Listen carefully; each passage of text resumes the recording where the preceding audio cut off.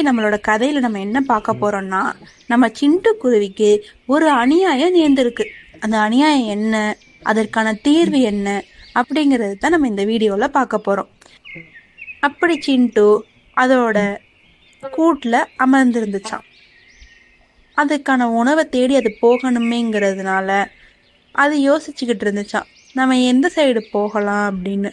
சரி, முடிவெடுத்து அதோட உணவை தேடி அது பறந்து சென்றது.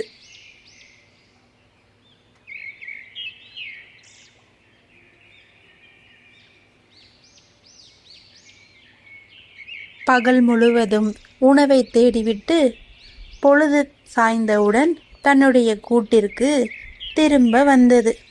திரும்ப வந்து பார்த்த குருவிக்கு பேரதிர்ச்சி காத்திருந்தது. என்ன புறா அண்ணே, நீங்க என்னோட கூட்டுல உட்காந்துருக்கீங்க? நீங்க இடம் ஏதோ மாறி வந்துட்டீங்களா? இது என்னோட வீடுனே, நீங்க இங்க உட்காந்துருக்கீங்க.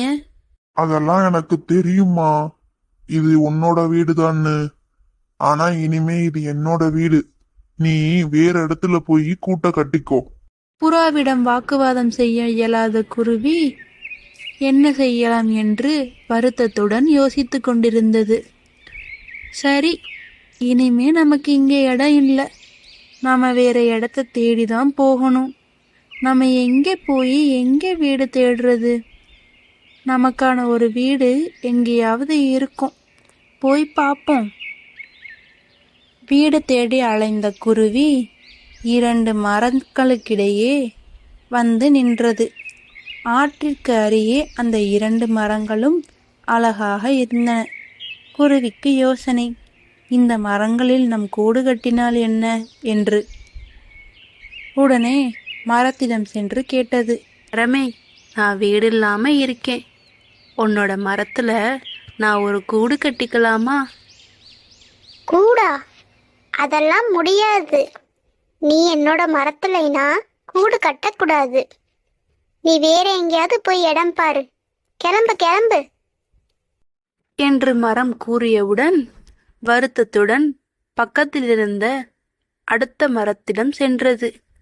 மரமே, நான் உன்னிடம் கூடு கட்டிக்கலாமா? எனக்கு எங்குமே வீடே இல்லை, உன்கிட்ட கூடு கட்டினாதான் என்னால இந்த மழைக்காலத்தை கழிக்க முடியும். தயவு செஞ்சு எனக்கு அனுமதி கொடுவேன் என்று கேட்டது. அதற்கு மரம், அதனால என்ன குருவியே, நீ என்னோட மரத்திலேயே உன்னோட கூட்டை கட்டிக்கோ. நீ கட்டி என்னோட மரத்திலேயே வாழ்ந்துக்கோ. அதனால எனக்கு எந்த ஒரு ஆட்சேபனையும் இல்லை என்று கூறியது. மரத்திடம் அனுமதி பெற்ற குருவி மரத்தில் கூடு கட்டி வாழத் தொடங்கியது. அப்படியே சில காலம் சென்றது. பிறகு மழைக்காலம் ஆரம்பித்தது.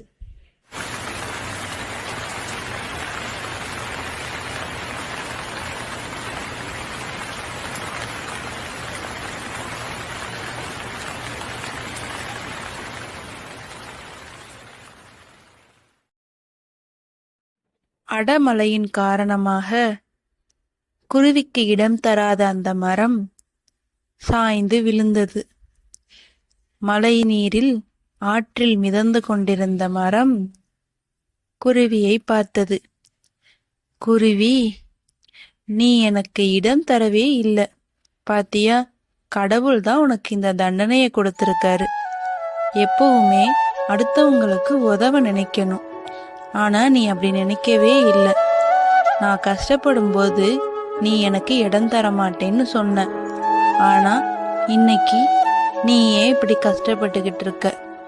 இருந்தாலும் உன்னை பார்க்கவே எனக்கு பாவமா இருக்கு என்று கூறியது. நான் உனக்கு வேணுன்னே இடம் கொடுக்காம இல்லை குருவி. நான் ரொம்ப பலவீனமானவன். நான் மழை காலத்துல உன்னால என்ன தங்க முடியாது. அதனால தான் நான் உனக்கு இடம் தர மாட்டேன்னு சொன்னேன். மற்றபடி உன்னை என் மரத்தில் வச்சுக்கிறதுனால எனக்கு தானே நன்மை. எந்த ஒரு மரத்துலையுமே குருவிகள் வீடு கட்டியிருந்தாதான் அந்த மரத்துக்கே அழகு. அப்படிப்பட்ட உன்னை நான் என்ன மரத்தில் வைக்காம இருப்பேனா? ஆனா என்னோட பலவீனம் தெரிஞ்சுதான் நான் வைக்க மாட்டேன்னு சொன்னேன். அப்படியா மரமே? என்னை மன்னிச்சிரு மரமே. இந்த விஷயம் தெரியாம நானும் ஏதேதோ பேசிட்டேன். உன்னை இத்தனை நாள் வரைக்கும் தப்பாவே புரிஞ்சுக்கிட்டேன். என்னை மன்னிச்சிரு மரமே. நீ ஒன்றும் கவலைப்படாத. இதே இடத்துல உன்னோட விதைகளை கொண்டு மீண்டும் உன்னை மரமா இங்க நான் கொண்டு வருவேன். நீ மறுபடியும் இதே இடத்துல நல்ல பலமானவனா நீ வருவ. அதுக்கு நான் பொறுப்பு. உன்னை நான் மறுபடியும் இதே இடத்துலயே ஒரு பெரிய மரமா, எல்லா பறவைகளும் வாழ்ற மரமா ஆக்குவேன். நீ ஒன்றும் கவலைப்படாத என்று குருவி கூறியது. குருவியின் வார்த்தைகளை கேட்ட மரமானது நெகிழ்ச்சியுடன் மெதுவாக ஆற்றில் மிதந்து செல்ல ஆரம்பித்தது. மிதந்து கொண்டிருந்த மரத்தை ஏக்கத்துடனும் வருத்தத்துடனும் குருவி நின்று பார்த்து கொண்டே இருந்தது. அப்படியே சில காலம் சென்றது.